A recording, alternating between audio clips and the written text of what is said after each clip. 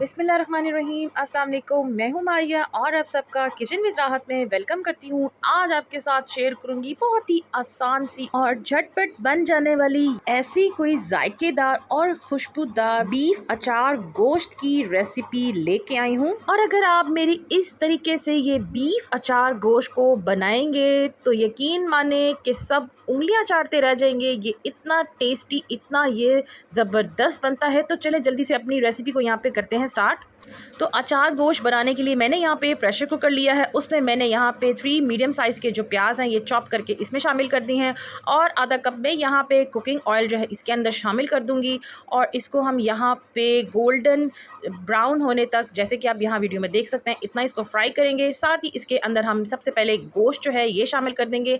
तो मैंने यहाँ पे ये बोनलेस जो है मीट ये लिया है बीफ का, और ये मेरा तकरीबन 1.5 किलो के बराबर है। और इसको प्याज के साथ अच्छे से यहाँ पे भून लेंगे और जैसे ही गोश्त का कलर चेंज हो जाएगा और उसके बाद इसके अंदर मैं सबसे पहले यहाँ पे शामिल करूँगी, जैसे कि आप यहाँ पे वीडियो में देख सकते हैं। इस तरीके से आप इसको जब गोश्त को भून लेंगे ना, तकरीबन 2 मिनट आप इसको भूनेंगे। साथ ही इसके अंदर मैं भर कर अदरक लहसुन की जो पेस्ट है ये शामिल कर दूँगी। अदरक लहसुन को भी गोश्त के साथ अच्छे से 1 से 2 मिनट के लिए भून लेंगे, ताकि जो अदरक लहसुन का जो कच्चापन है वो दूर हो जाए। तो बस जी, इसको यहाँ पे 1 से 2 मिनट भूनने के बाद अब इसके अंदर बारी आ जाती है कुछ पाउडर मसाले। बेसिक पाउडर मसाले में अभी इसके अंदर शामिल करूँगी। नमक मैंने लिया है 1 टीस्पून, हल्दी 1/2 teaspoon, red chilli powder 1/2 teaspoon और ज़ीरा 1 टीस्पून भर के इसके अंदर मैं शामिल कर दूँगी। ये बेसिक मसाले हैं जो कि अभी इसके अंदर मैं शामिल करूँगी। बाकी के जो मसाले हैं वो हम आगे जाके इसके अंदर शामिल करेंगे। इसको यहाँ पे भूनेंगे 1 मिनट, और 1 मिनट के बाद मैंने यहाँ पे लिया है जी 1 पैकेट अचार गोश्त का मसाला। अच्छा, आप यहाँ पे कोई भी अच्छी कंपनी का जो है अचार गोश्त मसाला इसके अंदर शामिल कर सकते हैं। झटपट आपका ये अचार गोश्त मसाला बन के तैयार हो जाएगा। अच्छा जी, यहाँ पे मैंने लिए थे 4 बड़े लार्ज साइज़ के टमाटर, और उसके साथ मैंने 5 से 6 हरी मिर्चें ली थी। सिंपली आप उसको यहाँ पे ग्राइंड कर लें, इसकी पेस्ट बना लें और इस स्टेज पे इसके अंदर शामिल कर दें। और अब क्या करना है, यहाँ पे इसकी अच्छी सी भुनाई करनी है कि जितना भी टमाटर का जो पानी है वो सारा हम ड्राई कर लेंगे और साथ साथ इसकी भुनाई करते जाएंगे। तो जितनी देर में मैं यहाँ पे भुनाई कर रही हूँ, अगर आप चैनल पे न्यू हैं तो जल्दी से जाएँ, मेरे चैनल को सबसे पहले करें सब्सक्राइब, और साथ ही साथ बेल आइकन के बटन को भी प्रेस करते करें, ताकि मज़ीद आपको आगे भी मज़े की रेसिपीज़ देखने को मिलती रहें।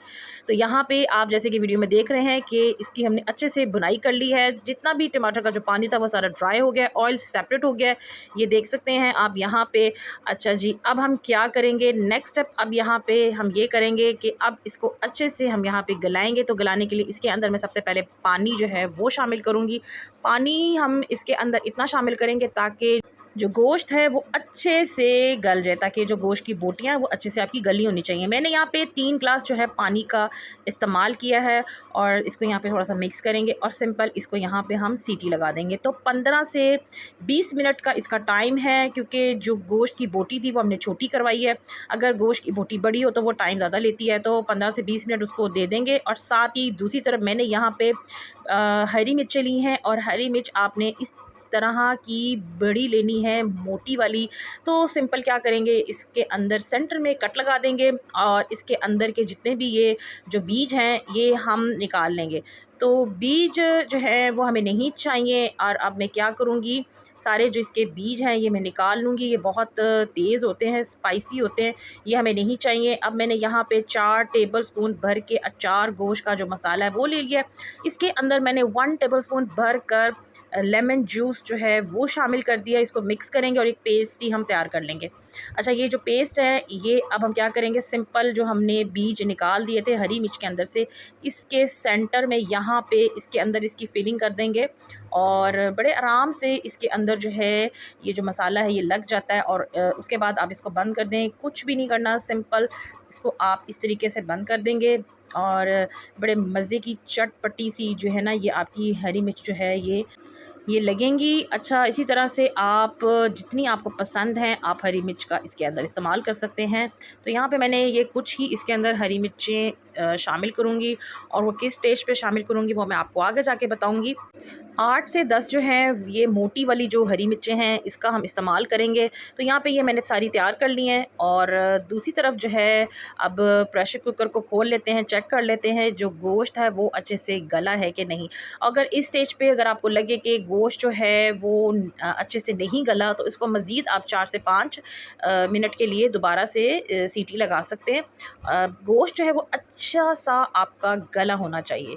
तो ये देखिए जी, यहाँ पे दोबारा से चूल्हे की फ्लेम को ऑन करूँगी, और ऑन करके साथ ही इसके अंदर मैं आधा कप फेंट कर दही का इस्तेमाल करूँगी, और हाई फ्लेम पर रख के अच्छे से इसकी बुनाई करेंगे ताकि जितना भी इसके अंदर पानी है, जो दही का पानी है, वो सारा ड्राई हो जाए और मज़ेदार सा हमारा अचार गोश्त मसाला जो है बनकर तैयार हो जाए। अच्छा, मैं आपको यहाँ पे ये भी बताती चलूँ कि मेरे चैनल पे मटन की भी बहुत सारी रेसिपीज़ मौजूद हैं, और बीफ के हवाले से भी बहुत सारी मज़े मज़े की रेसिपीज़ मौजूद हैं, तो आप वहाँ पे जाके देख सकते हैं। तो यहाँ पे ये देखें, हमने इसकी अच्छी से इतनी बुनाई की है कि ऑयल जो है वो सारा सेपरेट होना शुरू हो गया है, और बड़ा ज़बरदस्त सा हमारा जो मसाला है ये भी तैयार हो गया है। और बस जी, अब हम क्या करेंगे, इस स्टेज पर अब मैं इसके अंदर जो है जो हमने हरी मिर्चें जो काट के रखी थी, उसके अंदर जो हमने फिलिंग की थी मसाले की, वो इस स्टेज के ऊपर अब हम इसके अंदर शामिल करें। अचार गोश्त के अंदर ये जो हरी मिर्च है हमने जो इसके अंदर शामिल करेंगे ना, बहुत ही मज़े का चटपटा सा इसके अंदर फ्लेवर आएगा, टेस्ट आएगा। अच्छा, यहाँ पे दम लगा दूँगी तकरीबन 5 से 6 मिनट के लिए। उसके बाद अब आप इसको करें डिश आउट, और जो ये देखें माशाल्लाह अल्हम्दुलिल्लाह बड़ा ही ज़बरदस्त खुशबूदार हमारा ये बीफ अचार गोश्त जो है ये हमारा बनके तैयार हो गया है। इसके साथ जी आप गर्मा गर्म खमीरी रोटी खाएं या फिर चपाती के साथ आप इसको सर्व करें, कमाल का इसका टेस्ट आता है। और अगर इस पॉइंट पर आपको मेरी ये आज की ये मज़ेदार सी रेसिपी पसंद आ रही है तो मेरी वीडियो को लाइक करें, शेयर करें, और अपना फीडबैक हमारे साथ शेयर करना मत भूलिएगा। जैसा कि आप सब जानते हैं कि आगे बकरा ईद आ रही है, तो मेरी ये रेसिपी को आप एक दफ़ा ज़रूर ट्राई कीजिएगा। यकीन माने कि सब उंगलियां चाटते रह जाते हैं, सब आपकी बहुत तारीफ़ करेंगे। तो इंशाल्लाह ताला बहुत जल्द एक और न्यू रेसिपी के साथ जल्द आऊँगी। अपना बहुत सारा ख्याल रखिएगा, मुझे दुआ में याद रखिएगा। टिल देन अल्लाह हाफ़िज़।